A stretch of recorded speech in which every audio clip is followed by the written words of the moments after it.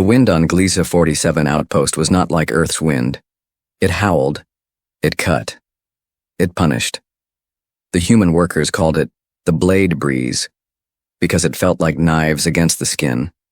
Most people avoided walking outside at night. It was too cold, too cruel. But Jacob Reed, a quiet maintenance worker, was walking home late after a long shift. His gloves were worn and his breath turned to fog with every step. The steel walls of the colony groaned in the distance as the wind slammed into them. He took a shortcut behind the power station, a narrow alley between two storage units. That's when he saw it, a small shape, huddled beside a garbage vent. At first, Jacob thought it was just broken gear or trash. Then, it moved. He stepped closer, careful, slow. It was a girl, alien. She was curled up into a tight ball, arms around her legs, her skin a pale blue color that shimmered slightly under the red moonlight. She wore only thin cloth, torn and dirty. Her hair was matted with ice. Her shoulders shook violently. She was freezing to death. Jacob knelt beside her. "Hey," he said gently, "can you hear me?" Her eyes opened just a little, bright violet glowing faintly. She flinched as if expecting to be hit. "It's okay," he said, softer now. "I'm not here to hurt you." She didn't speak, didn't move. Jacob looked around. No one else was out here. No patrols, no cameras, and no one coming to help. He didn't think. He acted. He pulled off his thick thermal jacket and wrapped it around her small frame. She was cold, ice cold. Her body didn't resist. She simply blinked, then slowly leaned into the warmth. "You'll freeze out here," he whispered. Carefully, he picked her up. She was so light it was like carrying a child. Her head rested against his chest. She was still shaking. Jacob didn't understand why she was out here. But in that moment, it didn't matter. She needed help, and he couldn't just walk away. His room in the workers' quarters was small, barely enough for one person, but it was warm. Jacob laid her gently on his bunk and brought over a thermal blanket. Her eyes stayed open, watching his every move. Still no words. He placed a hot packet of soup near her, but she didn't touch it. She was scared. He pulled over a stool and sat beside the bed. "I don't know your name," he said. "I'm Jacob." She said nothing. "That jacket I gave you, it's yours now, keep it." Still nothing. Then, very slowly, she whispered something in a broken voice. "Sira." He leaned closer. "What?" She looked up at him again. "My name is Sira." Jacob gave her a small smile. "Okay, Sira, you're safe now." That night she slept in his bed. Jacob didn't. He stayed in the chair, watching her, making sure she didn't slip away in the night. She looked fragile, like if he turned away she might vanish. At some point her hand twitched. She reached for the edge of the blanket, pulled it up, and hugged it close. Jacob saw her lips move. Just 2 words, barely a breath. "Thank you." That thaw. Next morning the colony went about its business. Machines roared, drones flew. People worked. But inside room B17 something small and powerful had begun. A human and an alien. One with nothing. One who gave everything he had. A warm jacket, a blanket, and a quiet promise. You are not alone. The heater made a soft, humming sound. That was the only thing Jacob could hear. No footsteps. No words. Not even breathing. He turned slightly in his chair, eyes landing on the figure curled up on his bunk. Sira. She hadn't moved much since last night. The blanket was wrapped tightly around her, covering her shoulders like a shield. His old jacket was still on her, oversized and heavy but warm. Her violet eyes were open, watching him. Careful. Quiet. Like a stray animal still deciding if the hand near it was safe or a trap. Jacob didn't speak. He stood slowly and placed a small cup of broth on the table beside her. She didn't touch it. Instead, she stared at it, then at him. He gave a soft nod. "It's yours." he said. You can have it. Still, no movement. He sighed and walked over to the far wall, sitting back down in his work chair. He grabbed a tool from the desk and began adjusting one of his broken drone wings. Click, twist, tap. He didn't try to talk again. He just let the silence stay. 10 minutes later, a soft slurp broke the air. Jacob didn't look, but inside, he smiled. Over. The next 2 days, a strange pattern formed. Sierra didn't leave the room. She didn't ask questions. She didn't explore. She sat quietly, on the floor, not the bed, no matter how many times Jacob pointed at it. She would only eat after he did. She flinched at sudden sounds, especially boots outside the door, and she never turned her back to the window. But slowly, her eyes changed. The fear in them faded, just a little. One evening, Jacob returned from a short shift carrying a fresh loaf of yeast bread from the food hall. He stepped inside and stopped. Sierra was sitting on the floor with his broken drone. Her fingers moved slowly across the surface, cleaning the dust, checking the hinges. She noticed him, pulled her hands back quickly. I'm sorry, she whispered. Jacob knelt down beside her. You're fixing it? He asked. She looked down. I used to repair service bots. Before they threw me out. Jacob's voice was soft. You did nothing wrong. She blinked. Her hands trembled. No one ever said that before. That night, she finally slept on the bed. Jacob gave her the space, curling up on the floor with a blanket. Around midnight, she stirred. He opened his eyes just enough to see her looking at him. She reached down and gently draped half the blanket over him too. Didn't say a word. Just sat beside the bed with him. Two strangers. Sharing warmth. By the fourth day, she was speaking more, just a few words at a time. Her voice was soft. Sometimes it cracked, but it was steady. She told him she had no family, that she had been sold off planet, that when her contract ended, the company told her she wasn't their problem anymore. No ID, no credits, no shelter, just a broken body and a frozen alley. Jacob listened. He didn't interrupt, didn't question. When she paused, he offered warm tea or silent company. When she cried, he let her cry. And when she finished, she whispered, Why are you helping me? Jacob looked at her carefully, then said, Because you're still here. And that means someone should care. Sierra didn't reply, but her hand slowly reached out and rested gently on his. Just for a moment. But in that moment, she wasn't just a silent guest anymore. She was beginning to feel like someone who belonged. She didn't scream, not when the nightmare came, not when her body jerked awake, soaked in sweat, not when her breath caught like it was trapped in her throat. She simply sat up, silent, shaking, and wide-eyed. Jacob was already there. He didn't ask what the dream was. He didn't touch her. He just handed her a warm cup of water and sat beside the bed, waiting for her to breathe again. It was the third night in a row, and the worst one yet. Sorry, Sierra whispered. For what? Jacob asked gently. For being like this? He shook his head slowly. You're surviving. She looked away. It doesn't feel like living. There was a long pause. Then she spoke again, softer this time. I used to sleep on metal floors. The cargo bays, I got used to pretending the cold wasn't there. It made the days easier. Jacob leaned forward. What cargo bay? And then, she told him, it came in pieces. Broken words. Short sentences. Eyes that stared at the floor. Her planet had been raided during a civil conflict. Her people were scattered. She had been taken, processed, sold.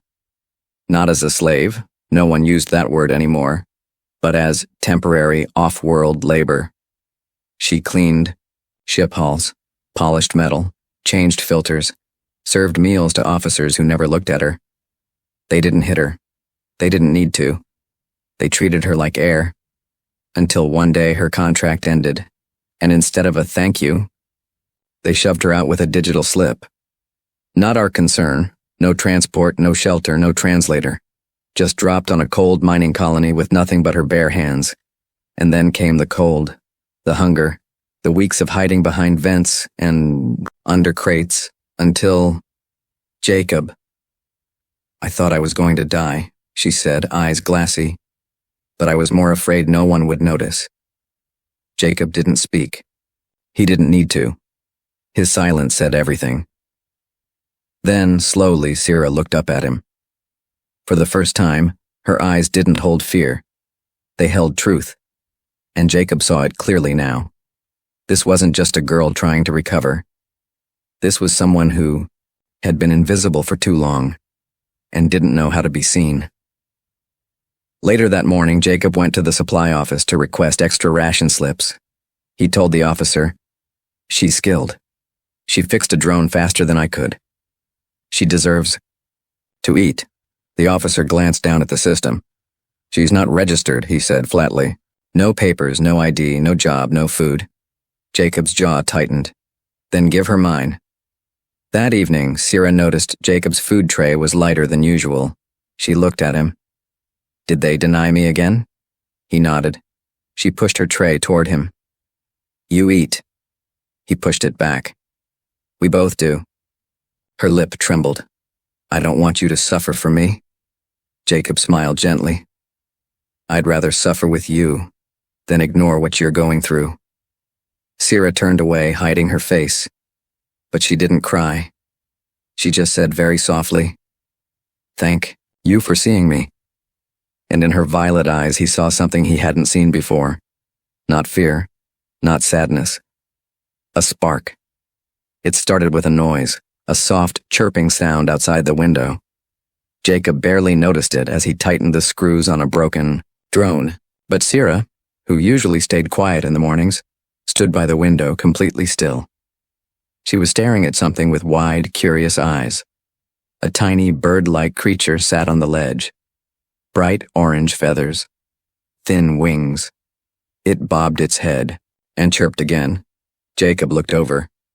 "That's a whisper wing. They nest near the heat vents." Sierra didn't answer. Then, without warning, she laughed. Just once. Small. Gentle. Like something had broken free inside her. Jacob stopped working and turned. She was smiling. Not forced. Not polite. A real smile. It was the first time he had seen. It lit up her whole face. And for a moment, the bruises, the hunger, the pain, they all faded. She turned and saw him watching. The smile vanished. Her eyes dropped. "Sorry," she whispered. Jacob stood slowly. "For what?" "I didn't mean to laugh. I know I'm not supposed to." "Sierra," he said, walking closer, "you don't need permission to smile." She looked at him, unsure. "Sometimes," he said, "a smile is the bravest thing someone can do." That day became different. Sierra began moving more freely around the room. She cleaned up a few things without being asked, helped organize tools, watched him as he fixed one of the water purifiers. She even asked questions. "What does this part do? Why is that light blinking? Why do humans drink something that tastes so bitter?" Pointing at his coffee. Jacob laughed. "Habit. And punishment, probably." In the evening, he gave her an old communication tablet. It's limited, but good for learning language. She touched the screen carefully, typed her name, then his, then smiled again. Later, as he cooked dinner, she walked to the shelf where his old drone sat.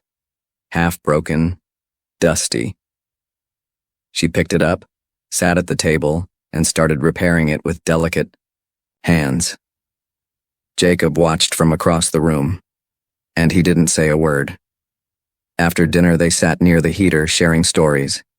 Sierra told him about her home planet, its 3 suns, its floating lakes, and the sound of rain that fell like music.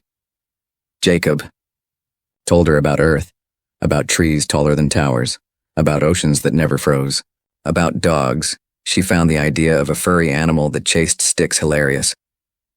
That night, as she curled up on the bed, she whispered, "Thank you for today." Jacob sat on the floor, back against the wall. "What about today?" he asked. She didn't answer right away. Then she said, "I didn't feel broken.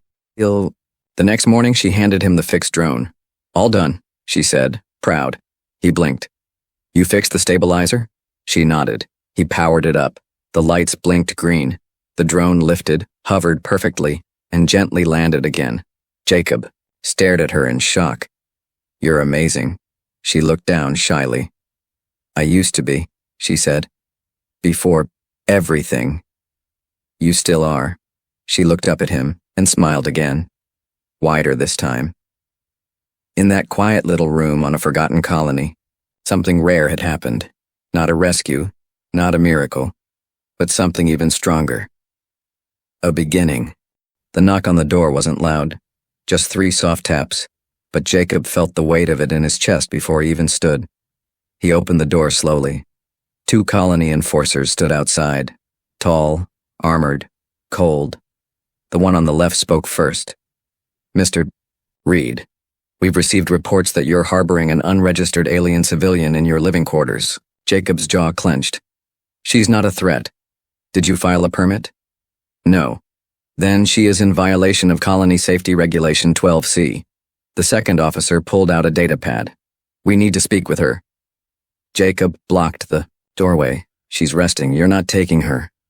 Behind him, Sierra stood silently in the corner. She had heard everything. She didn't cry. She didn't speak. She just pulled Jacob's jacket tighter around herself and quietly disappeared into the back room. The officers didn't push. They left. But their message was clear. She wasn't welcome. Later, that evening, Jacob sat alone on the edge of the bunk. He stared at the blank wall, fists clenched. Sierra came out, wrapped in a blanket. He didn't look at her. "I'm sorry," he said. She shook her head. "You've done more than enough. They're going to come back. I know." Then softly she whispered, "I'll leave tonight." Jacob stood, eyes wide. "No. They'll punish you. You'll lose your home, your job. I don't care. You should. I care about you," he said, voice tight. "You think I'll let them dump you back out there in the cold? I've survived worse. That's not the point." "Then what is?" Jacob walked to her, gently placed his hands on her shoulders. "That you shouldn't have to survive alone anymore." She wanted to believe him, but some wounds are too deep to heal in just a few weeks. So when he finally fell asleep that night, she left. She didn't leave a note. She didn't say goodbye, just took the jacket he gave her, the only warmth she still had, and vanished into the freezing dark. Jacob woke up just after dawn. The room was quiet. Too quiet. The blanket on the bed was folded neatly. The communication tablet was left on the table. His heart dropped. He ran out the door. He searched for hours, down every alley, behind every exhaust vent, past the recycling units and under the old solar canopies. Then, he saw it. A figure curled up near the same garbage vent where he had first found her. She was holding the jacket tight, her arms around her knees, shaking, just like before. Jacob didn't speak, he didn't shout, he just walked over and wrapped her in his arms, tight, real, warm. Sierra didn't fight it. She just buried her face in his chest. "I didn't want you to lose everything for me," she said, voice breaking. Jacob whispered back, "I already lost something the moment you walked away." For a long time they sat like that, in silence, holding on to something that the cold couldn't steal. Back in his room, Jacob didn't call for help. He called for a meeting with the Colony Oversight Council. And this time, he wouldn't be quiet. The room was small. The walls were clean, gray, and cold. Everything about the Colony Oversight Council chamber felt designed to keep emotion out. But when Jacob Reed stepped onto the speaking platform, he didn't bring silence. He brought a storm. The 5 council members sat behind their glowing desks, dressed in smooth uniforms with blinking badges. The head counselor, a human named Merrick, leaned forward. "You asked for an emergency audience, Mr. Reed. This had better be worth our time." Jacob placed both hands on the platform rail. The chamber was full: officers, engineers, medical staff, even a few curious miners. Sierra sat in the back corner, wrapped in his old jacket, head down, but she was here. She stayed, and that gave Jacob all the strength he needed. "I want to talk about what this colony stands for," he began. "Because, lately I've been wondering." Counselor Merrick raised an eyebrow. "This isn't a political session. We're here to address—" "You're here," Jacob interrupted, "because a girl nearly froze to death outside your walls, and when someone tried to help her, you threatened to punish him." Murmurs broke through the room. Counselor Merrick's voice sharpened. "She is an unregistered alien. There are protocols." "She's a person," Jacob shouted. The room fell silent. He looked at each of them, voice steady now. "A person with a name, a past, a mind. She fixes machines better than half your engineers. She learns fast. She listens. She smiles." He paused, his hand tightening on the rail. "But you never saw any of that. You saw a number, a rule, a file you could ignore." One of the counselors, a woman named Dr. Hira, leaned forward.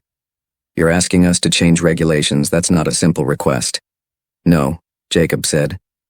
"I'm asking you to remember what it means to be human." He stepped back and pointed toward Sierra, who hadn't lifted her head. "She didn't come here to break rules. She didn't plan to be dumped on your doorstep. She was abandoned. And you, almost let her die twice." Someone in the crowd muttered, "He's right." Jacob looked directly at Merrick. "She's not dangerous. But if you turn her away again, you are." There was silence. Then the crowd clapped. Not all, not loud, but enough. Enough for the council to notice. Enough to make them uncomfortable. Counselor Merrick's voice was tighter now. "This sets a precedent. If we change policy for her, then maybe that's the right kind of precedent," Jacob said. "Kindness." An hour later, the session ended. The council left for review. But something had shifted. Jacob knew it. And more importantly, so did Sierra. Outside the chamber, Jacob found her standing alone near the railing. She looked up at him, uncertain. "You didn't have to do all that," she whispered. He smiled. "I didn't do it for you." She blinked. "You didn't?" "I did it because someone needed to." Then, softer. "And because I couldn't bear the thought of you out in that cold again." She didn't cry. She didn't run. She just stepped forward and hugged him. Tight, like she finally believed it was real. And in the middle of a harsh colony built by law and cold metal, two souls stood together, held not by rules, but by something far stronger. The official decision came 3 days later, a digital notice, cold and formal. After special review, the Colony Oversight Council has approved temporary protected status to the non-registered civilian referred to as Sierra. Effective. Immediately, she is granted work rights, food access, medical care, and shelter. No sorry. No thank you. Just permissions. But for Sierra, it was everything. When Jacob read the message aloud to her, she didn't speak at first.